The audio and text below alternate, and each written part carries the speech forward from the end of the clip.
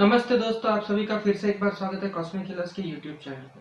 आज हम बात करेंगे दो ऐसी दवाइयों के बारे में जिसके व्हाट्सएप पे फॉरवर्ड्स बहुत ही ज़्यादा वायरल हुए।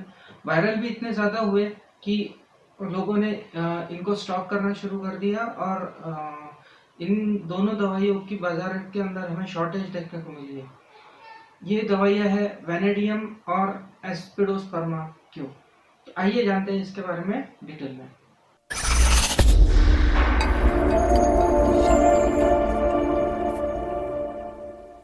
दोस्तों, जैसा कि आपको पता है, ये व्हाट्सएप मैसेजेस कई दिनों से वायरल है कि एस्पिडोस्पर्मा अगर आपको मिल जाती है दवा तो आपको ऑक्सीजन थेरेपी की ज़रूरत नहीं है। और एक वेनेडियम मेट करके दवा है जिसके लिए भी ऐसे ही कुछ फॉरवर्ड्स हमें देखने को मिले हैं और इसके बाद लोगों ने इनका सेवन चालू कर दिया है। कई लोगों ने ये भी बताया कि ये दवाइयों से उन्हें काफ़ी आराम है, लेकिन साथ ही साथ कई जगह हमने देखा है कि होम्योपैथिक डॉक्टर्स इसे डिनाई कर रहे हैं, होम्योपैथिक डॉक्टर्स आगाह कर रहे हैं कि ये दवाइयाँ ना ली जाए। ऐसे में सभी को कंफ्यूजन होगा कि ये दवाइयाँ हमें लेनी चाहिए या नहीं लेनी चाहिए।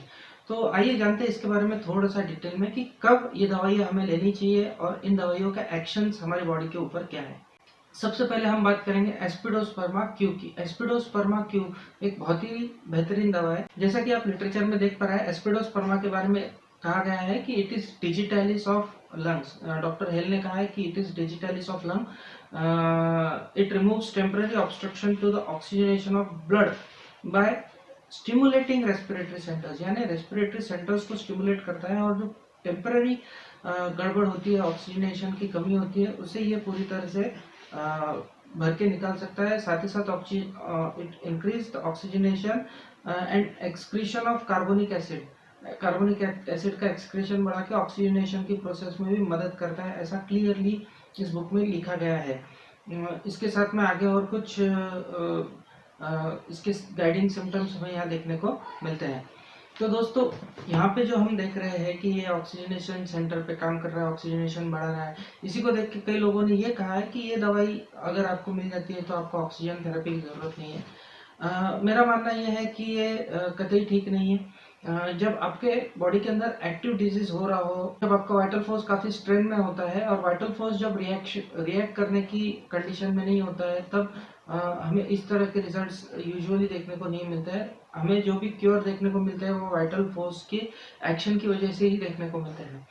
तो जब एक्टिव साइटोकाइन स्टॉर्म के अंदर कोई पेशेंट होगा तो उसके अंदर हमें ऑक्सीजन थेरेपी की ज़रूरत लगेगी। ये दवाई से ही काम हो जाएगा, इस भरोसे बैठे रहना थोड़ी सी गफलत में रहने जैसी बात रहेगी।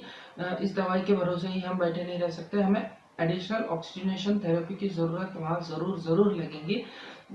अगर आपको ऑक्सीजन सिलेंडर ही नहीं मिल रहा है या ऑक्सीजन बेड ही नहीं मिल रहा है तो आप ज़रूर ये दवाइयाँ दीजिए, ये दवाई को शुरू कर दीजिए, लेकिन तुरंत आप नज़दीकी कोविड सेंटर पे जाइए, वहाँ पे आप मदद तलाशिए और ऑक्सीजन थेरेपी की शुरुआत, आप ऑक्सीजन लेना शुरू कीजिए। अब रही ये बात कि कई लोग बोल रहे हैं कि इससे आराम है, तो हाँ, ये आराम होता है, ये लंग का टॉनिंग है, क्लियरली लिखा है इसमें कि ये लंग्स के ऊपर काम करेगा। लेकिन कब? जब आप कोरोना से ठीक होकर घर पे आ जाते हैं। कई पेशेंट हमने देखा है जो कोविड से ठीक होकर घर पे आ जाते हैं, लेकिन उनका ऑक्सीजन सेचुरेशन चाहिए उतना नहीं आ पाता। ऐसे केसेस के अंदर इसका मदर टिंचर अगर हम दें तो काफ़ी आराम हमें पेशेंट के अंदर देखने को मिलता है।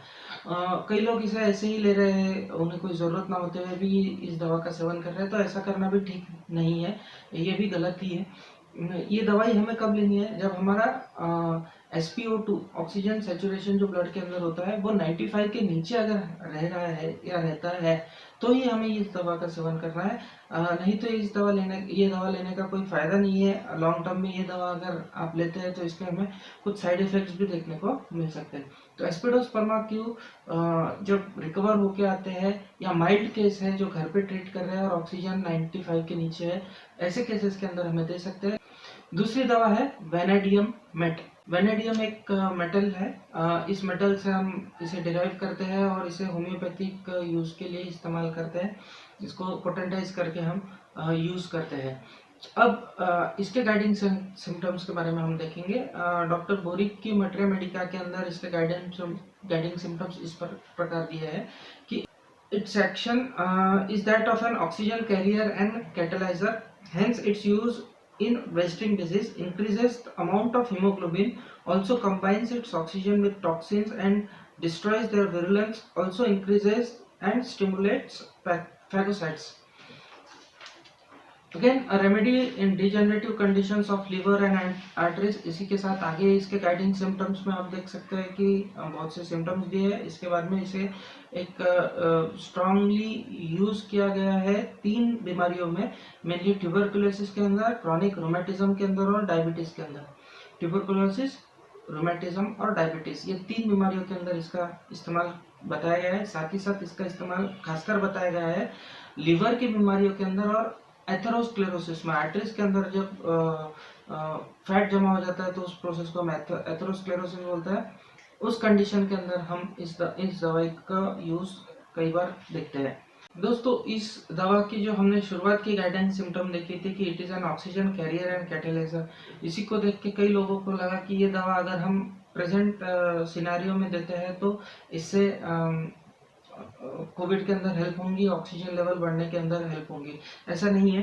एक्चुअली इसके गाइडिंग सिम्टम्स को और पैथोजेनेसिस को अगर हम कंबाइन करके साथ में देखते हैं तो हमें ये ख्याल में आएगा कि ये ऑक्सीजन कैरियर है, यानी it removes, it acts as an antioxidant की तरह ये काम करता है। अब ये एंटीऑक्सीडेंट यानी क्या, या ऑक्सीजन रेडिकल्स यानी क्या, तो हाइड्रोजन परऑक्साइड और सुपर ऑक्साइड रेडिकल है, ऑक्सीजन रेडिकल्स, इनका रिलीज हमें बॉडी के अंदर खासकर देखने को मिलता है जब भी कोई इन्फ्लेमेटरी प्रोसेस हमें हमारी बॉडी के अंदर हो रही होती है। फैगोसाइटोसिस जब हो रहा होता है और पैथोजन को जब फैगोसाइट्स एनगल्फ कर रहे होते हैं तो एक एयर बबल रिलीज होता है। इसमें ये हाइड्रोजन परऑक्साइड और सुपर ऑक्साइड के रेडिकल्स रिलीज होते हैं।